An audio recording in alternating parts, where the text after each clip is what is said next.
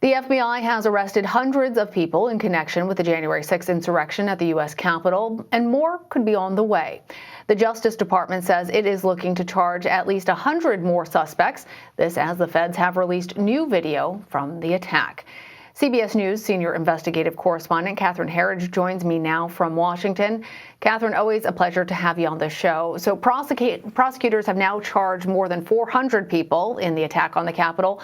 Tell us, what's just the latest on those cases? Well, Lana, great to be with you. One of the most significant milestones in recent days has been the arrest of what is believed to be the first active duty service member. He's identified in court records as Marine Major Christopher Warnegiris, and he's accused of being one of the first people on Capitol Hill and significantly prying open one of the main entry points, facilitating the access of dozens of rioters. This case is significant because it's believed to be the first active duty service member, and he now joins about 4 dozen service members, current, former, who are accused of facilitating the riots in some way. Overall, we're looking at a picture. The Justice Department says they are still on track for more than 500 prosecutions, so it now remains the largest and most complex prosecution in the department's history, Lana. Well, the FBI also released video showing a new perspective of the attack on Capitol Police. Tell us, why does this stand out? Well, it stands out for several reasons. You have to remember that we're several months away from the riots, and the FBI has this extraordinary and awesome toolbox to identify individuals. Yet we're so far out, yet they are calling on the public's assistance to identify these individuals who violently assaulted federal police officers. Now let's take the video one at a time. The first suspect is identified as 106, and you can see them in this video violently pushing their way onto the Capitol and then trying to pull the mask off one of the police officers, then picking up a baton and physically beating the officers repeatedly to gain entry to the Capitol. The next suspect is identified as 134.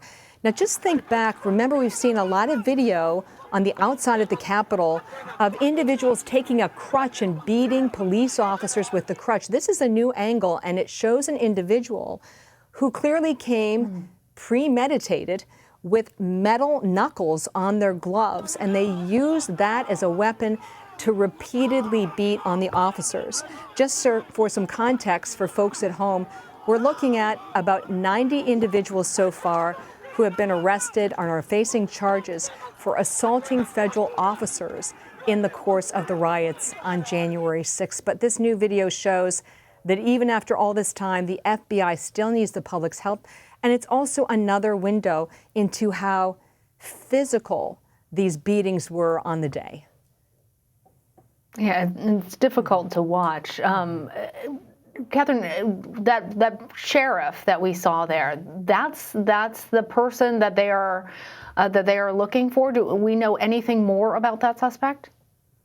Well, what we know through our reporting at CBS News is that there has been another important development when you talk about the Oath Keepers. In recent days, an individual was arrested in New Jersey, and he is accused of coordinating and communicating with different chapters of the Oath Keepers in advance of the January 6th riot. That's important because we're now talking about not only Florida, Ohio, now New Jersey. So you can see what begins to form almost like a web of communication.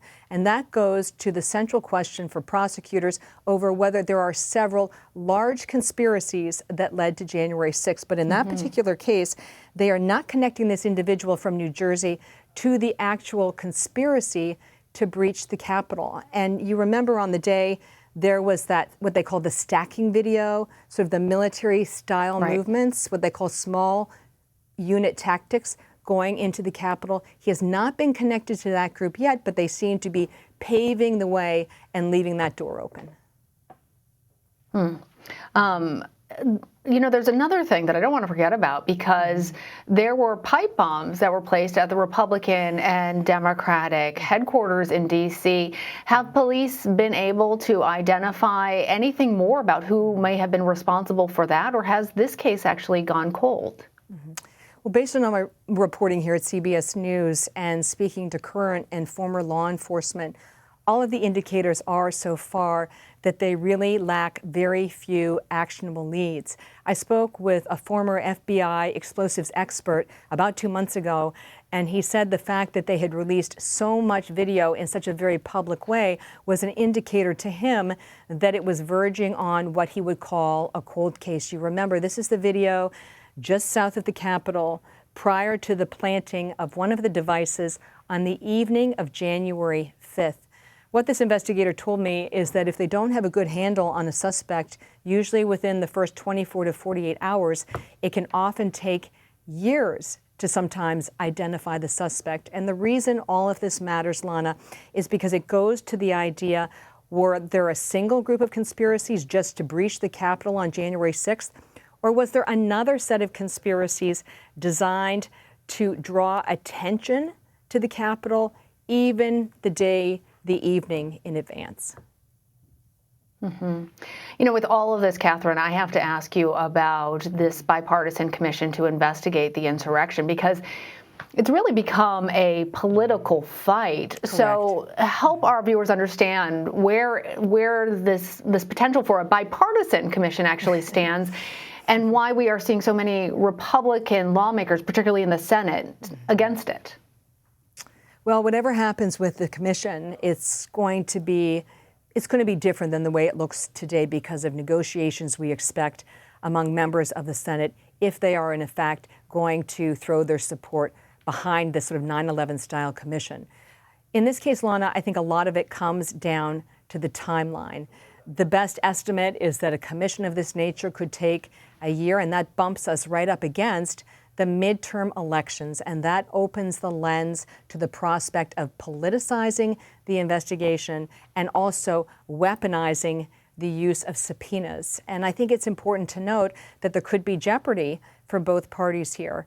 For the House Minority Leader Kevin McCarthy, if he is subpoenaed, what were his conversations with President Trump and the White House on that day? And then also for Democrats in the House, Speaker Pelosi, what was the timeline of requests for the National Guard leading up to January 6th? And was there a point where the House leadership refused those assets, making it very difficult on the day for the Defense Department, for the National Guard to respond in a timely fashion? But you're quite right. It's about politics, and it's also about the timeline. Just think about it. Comes right up against the midterms, and so much is at stake in both the House and the Senate. Yeah, that's really a shame because there's still questions that need to be answered. You want the ground truth, Catherine, at the end of the day. Thank you as always. Of course. Exactly. Thanks for being here. You bet.